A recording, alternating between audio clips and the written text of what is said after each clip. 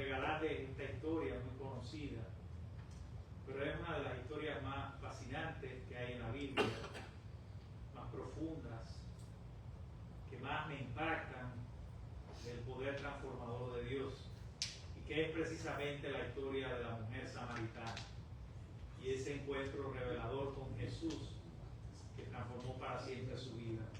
Se encuentra en el Evangelio según San Juan capítulo 4, y quiero hacer énfasis en este pasaje, en la parte que ella dice: entonces la mujer dejó su cántaro y fue a la ciudad y dijo a los hombres: venid, ved a un hombre que me ha dicho todo cuanto he hecho. ¿No será este el Cristo? Qué interesante es esta historia, ¿no? Cuando uno empieza a leer. Es una historia de una mujer sin nombre. ¿Por qué el autor nunca le pondría el nombre a esta mujer? Es lo primero que me llama la atención cuando leo el pasaje. La mujer samaritana. Sí, era común en aquel tiempo que las personas llevaran en su apellido el lugar de procedencia. Era una especie de identidad, de pasaporte, que les permitía ir de un lugar a otro. Interesante porque cuando nosotros, por ejemplo, leemos la historia de Pablo, nos olvidamos muchas veces que antes de ser Pablo, antes de ser transformado, se llamaba como Saulo de Tarso. Entonces, hay innumerables ejemplos en la Biblia que nos hablan de que las personas tienen un origen, una procedencia. Nosotros los seres humanos tenemos un problema por dos razones. Una, Dios nos creó con dignidad. Dios nos creó con honra. Dice la palabra que Dios nos creó a su imagen y semejanza. Pero esa imagen ha sido dañada de generación en generación por el pecado. Por ese intento humano de vivir para sí sin Dios. Por ese intento humano de ser el centro y no dejar que Dios lo sea en su vida. Y eso por lo general nos mete en muchos problemas. Por eso constantemente, aunque llevemos muchos años en la iglesia, seamos hombres o mujeres, tenemos que ir a la fuente. Tenemos que reflexionar en esta revelación maravillosa para todas las épocas y para todos los tiempos, que es la palabra de Dios. ¿Qué sucedió allí con esta mujer sin nombre? Esta invisible de la historia. ¿Qué se sucedió allí con la mujer samaritana? ¿Qué condicionamientos culturales, sociales, morales estaban en sus pensamientos? ¿Qué era lo que la limitaba tanto en su vida? ¿Cuáles eran sus angustias más profundas? Realmente no conocemos tanto en lo particular de su vida, pero hay algunos detalles que el narrador bíblico nos va contando para que tengamos una idea clara de qué es lo que va a manifestar Dios en la vida de esta mujer. Entonces, dicho esto, es interesante que ella allí llega en un momento que nadie se le ocurriría llegar, a una hora que hay un sol terrible. Y esta es la primera pista que nos da el texto. Ella llega allí con sus cántaros. Los cántaros no... Cuando yo digo la palabra cántaros, uno por asociación lo asocia con una imagen. Y a mí, sinceramente, le digo en esta mañana que lo que me viene a la mente son los cántaros de la leche. Yo no sé usted. Cada vez que usted oiga la palabra cántaro, a mí por lo menos, cada vez que la leo, siempre, no lo puedo controlar, está ahí, es mi condicionamiento, me viene la imagen de un cántaro de metal. Y me acuerdo incluso de cuando yo iba a un lugar donde acopiaban allí la leche, en Puerto Padre. Y veo hasta el hombre que está bajando los cántaros. Todo eso sucede en mi mente. ¿Saben por qué ocurre eso? ¿Ustedes saben por qué? Porque hay un condicionamiento, porque hemos sido educados, porque hay una memoria de algo que pasó antes, que sigue viva. Entonces, cuando esta mujer llega allí, con sus cántaros que no eran de metal, que no eran como los imaginamos, que eran de barro, y llega a una hora del mediodía, y llega cansada, con sus cargas arriba. La historia no nos dice cuántos cántaros ella llevaba, pero yo supongo que como mínimo llevaba 2 cántaros. Llevaba un cántaro físico, el cántaro de barro, el cántaro de sus necesidades inmediatas, el cántaro que le ayudaba a resolver sus problemas, a tener el agua para limpiar quizás su casa, a tener agua para beber, a tener agua incluso para darle a los animales, porque nosotros no entendemos lo que significa en una cultura tan árida y desértica el valor del agua. No llegamos a alcanzar la profundidad del contexto, porque lo que sucede allí nos va a revelar algo muy profundo que nosotros necesitamos conocer. Lo primero que ocurre allí es que ella llega con ese cántaro de barro, o con esos cántaros de barro. Ponga usted el número que usted quiera. Pero no solo lleva cántaros físicos, lleva cántaros que pesan mucho en el agua.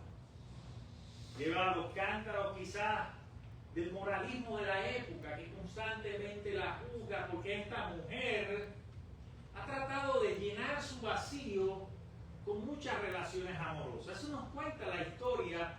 Cuando empieza el diálogo entre ella y Jesús, hay algo que se va revelando, algo que está escondido de su pasado. Y es que ella ha tenido 5 maridos, pero con el que está ahora no es su marido. Entonces ella llega con el cántaro ese, llega con el cántaro a mediodía, quizás para no ser vista, para no ser descubierta, para no ser señalada, para no ser juzgada. Llega con su sentimiento de indignidad, quizás porque ha tomado decisiones a la ligera y ha tratado de llenar ese vacío espiritual que hay tan profundo en su alma a través de relaciones que al final no le producen una verdadera felicidad. 5 maridos, le dice Jesús, el que tienes ahora no es el tuyo. Entonces ella llega allí con esos cántaros, con los cántaros físicos, con los cántaros espirituales que pesan mucho. Llega con esa marca de la vida, con esos juicios de los hombres. Llega también no solo con la moralidad cuesta, sino también llega con concepciones sobre la vida, sobre la religión, sobre la adoración. ¿Dónde se debe adorar a Dios? Los judíos dicen en su tradición, y eso es lo que nos han enseñado a través de los siglos, que debemos adorar a Dios en Jerusalén. Pero la gente de mi pueblo, de mi cultura, dice que no es ahí. Dice que debe ser en Gerizim, un monte alto que hay en esa región de Samaria. Y ella evidentemente está confundida en torno a qué debe ser el centro de su vida, qué cosas deben darle de verdad satisfacción para que su alma sea plena, para que su vida cambie, para que no siga cuesta con esos cántaros. Yo no sé cómo tú llegaste hoy aquí. No sé todo lo que cargas en tu vida. Por eso no tengo ningún derecho para juzgarte. Amén. Para juzgar a nadie. No tenemos derecho para juzgar la vida de otro. Porque no conocemos sus cántaros. No conocemos su trasfondo. No conocemos todas las luchas que han pasado. Y cómo eso a veces llega a un punto de que el alma se siente desesperada, que el alma se siente insatisfecha y necesita algo que le dé valor, que le dé fortaleza, pero sobre todas las cosas, que le dé esperanza. En ese camino y en ese momento de llegar allí al pozo de Jacob, esta mujer estaba pasando por una situación existencial muy profunda. Se encontró con la mejor persona que nos podemos encontrar. Mira, en cada pueblo hay un lugar donde la gente va a conversar. Amén. ¿Cuál es el lugar de Jibara? ¿Cuál es el lugar de Banes? ¿Cuál es el lugar de Puerto Padre? En Puerto Padre le decían, oigan bien, el parque de los vagos. Era la gente que supuestamente no trabajaba, y ahí llegábamos, y yo me incluyo, y nos poníamos a hablar. Hacían debates de pelota, se hacían todo tipo de debates. Ninguno éramos especialistas en nada, pero creíamos que lo sabíamos todo. Amén. No sé en Jibara cuáles son esos lugares de encuentro, pero lo cierto es que esos lugares de encuentro no son malos. Nos permiten conectarnos, nos permiten unirnos, nos permiten escucharnos, nos permiten encontrar algo que tenga más valor que la rutina diaria de nuestra vida. Nos sacan, son como una terapia que nos saca de nuestra rutina diaria y como que nos empieza a devolver la vida. Y el pozo de Jacob, que dice que está en Sicar, era de esos lugares de aquella región donde todo el mundo no solo iba a sacar el agua, como también pasa en Cuba con las bodegas. No solo que las personas van a una larga cola a sacar el picadillo, sino que allí empiezan a conocerse, y usted es testigo, y lo escucha muchas veces, todo lo que sucede. Además, hay algo cultural que nos une a los latinos y a los que son también semíticos y árabes, que somos muy sociables, que no nos podemos guardar las cosas. El americano es más privado, pero el latino es más de comunidad, es más de expresar lo que siente, es más de decirle, ya mi esposo me tiene cansado, y mira que le he dicho que haga esto y que haga lo otro. Todas esas cosas usted las puede escuchar en un lugar que puede ser un parque o que puede ser una bodega en nuestra cultura. Algo parecido sucedía allí diariamente, pero ahora en este momento, porque ella no escogió el lugar donde había muchas personas, sino el momento en que no iba nadie, aunque se suponía que nadie estaría allí. Y Dios le tenía preparado una sorpresa maravillosa, encontrarse con Jesús. En el momento menos esperado, en el momento que más lo necesitaba, en el lugar de encuentro donde todo el mundo conversa y habla de sus insatisfacciones, de su pecado, de las cosas que quisiera cambiar y no ha podido. Allí en ese momento se encontró con Jesús, con el dador de la vida. Se encontró con Jesús que le pide y le dice, dame de beber, dame de beber.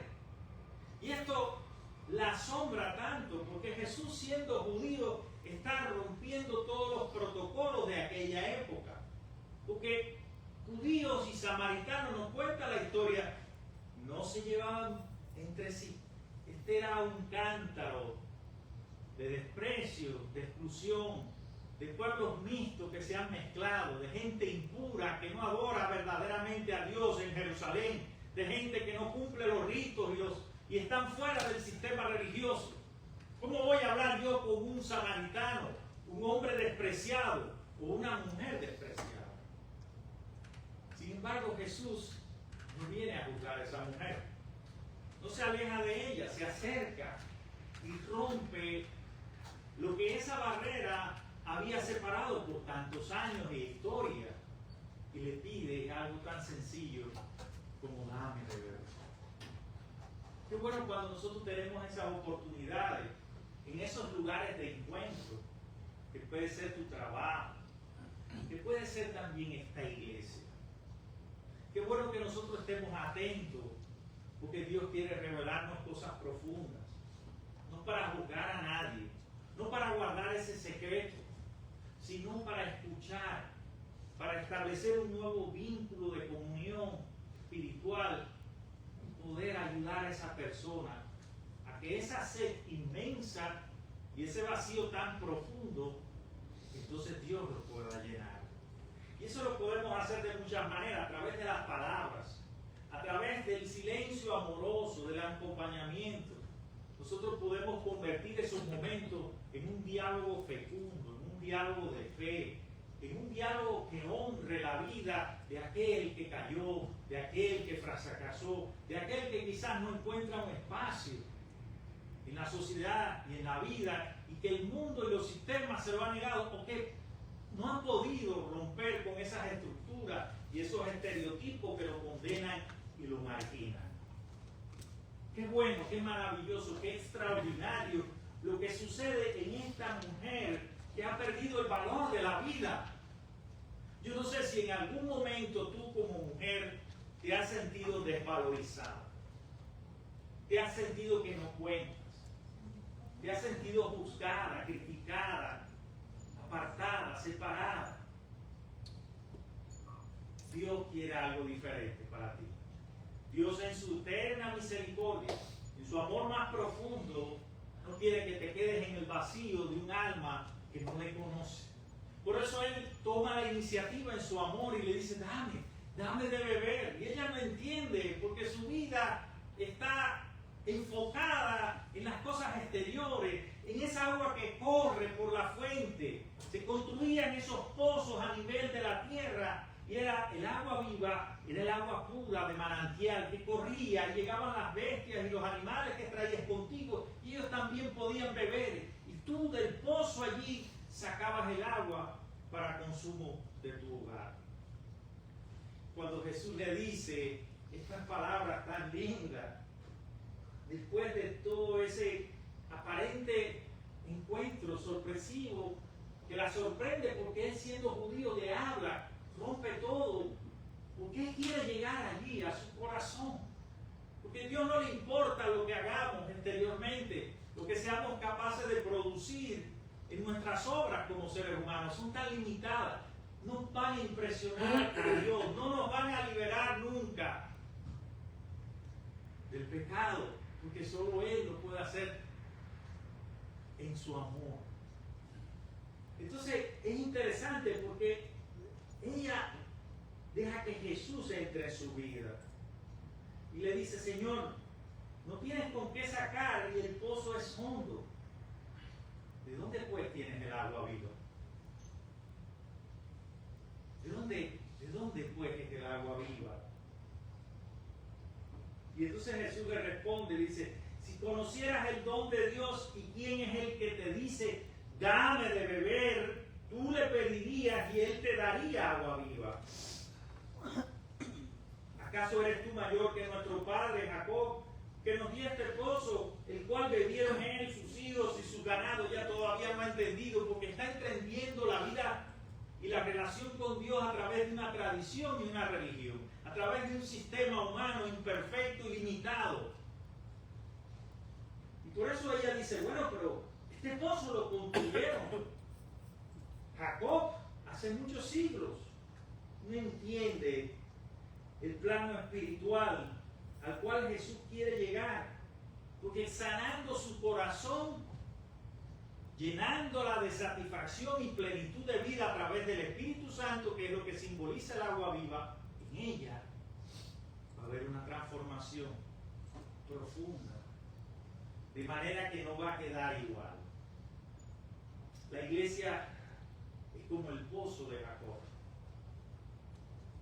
Llegamos un día sedientos, llegamos un día insatisfechos, llenos de culpa, llenos de marcas, de maltratos, de heridas del pasado.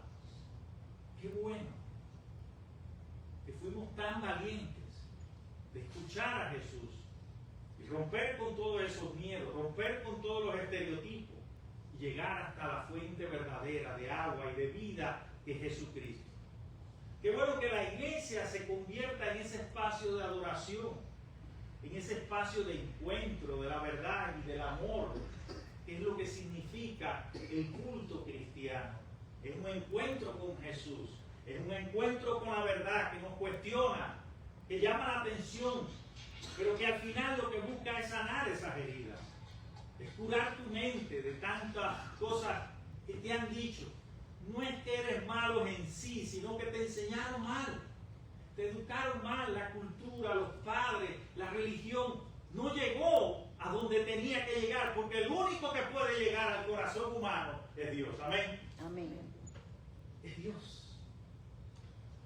Cuando nos encontramos con Él, nuestras historias cambian, nuestras vidas cambian, las heridas son sanadas, nuestro mundo interior es restaurado, ya no nos sentimos indignos y fuera de valor. Eso no nos importa tanto. No nos importa tanto lo que piense la cultura, lo que piense las personas que están a nuestro alrededor. Ahora hemos conocido a Jesús. Y eso me da una nueva identidad. Eso restaura la dignidad y el valor de mi persona. Me recuerda que Dios me ama a pesar de todo. Aunque el mundo no me comprenda, aunque la gente solo vea manchas en mí, lo único que yo estoy absolutamente seguro es que su amor me va a acompañar todos los días de mi vida hasta el fin. Amén. Amén. ¿Qué más necesitamos para llenar el corazón?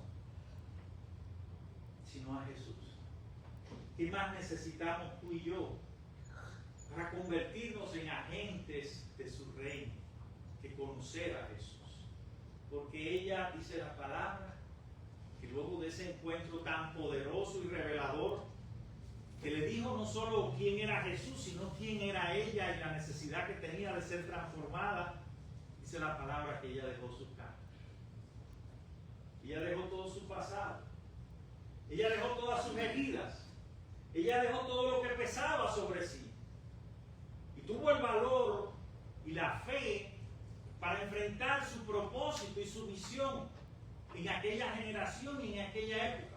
Tuvo el valor de regresar allí, a quizás esos hombres que la condenaban, a quizás aquellos machistas que la juzgaban. Llegó allí, a Samaria, y se convirtió en la primera evangelizadora de la historia de la iglesia de Jesucristo. Qué encuentro tan transformador, tan poderoso, que ella dejó sus cántaros, dejó su vida y se fue a predicar de alguien que había tocado su corazón. Y fue tal el impacto que no solo creyeron por lo que ella decía de Jesús, sino que también en su comunidad las personas se atrevieron a llegar allí, a encontrarse con Jesús, porque solo en Él iban a encontrar la revelación y el poder que iba a cambiar para siempre sus vidas. Qué bueno es esta historia, que nunca la olvidemos, porque hay muchas historias también de exclusión y de marginación, de mujeres que fueron tocadas por Jesús, de mujeres que se atrevieron, como aquella mujer del flujo de sangre, de mujeres que rompieron todos esos estigmas y se convirtieron en agentes de transformación. El Evangelio de Cristo, mis hermanos y hermanas, es para honrar y dignificar la vida que Dios nos ha dado. Es para declarar su grandeza y su gloria en medio de estos tiempos. Es para no quedarnos sentados, sino salir a nuestro mundo, a nuestra vida, a contar nuestras historias de lo que Jesús ha hecho por nosotros. Cuando conozcas a alguien que está allí, en un momento de insatisfacción profunda, en un valle de sombra de muerte, en la angustia más profunda del corazón, cuéntale esta historia de cómo Jesús transformó el corazón de la mujer samaritana. Que Dios te bendiga en esta mañana.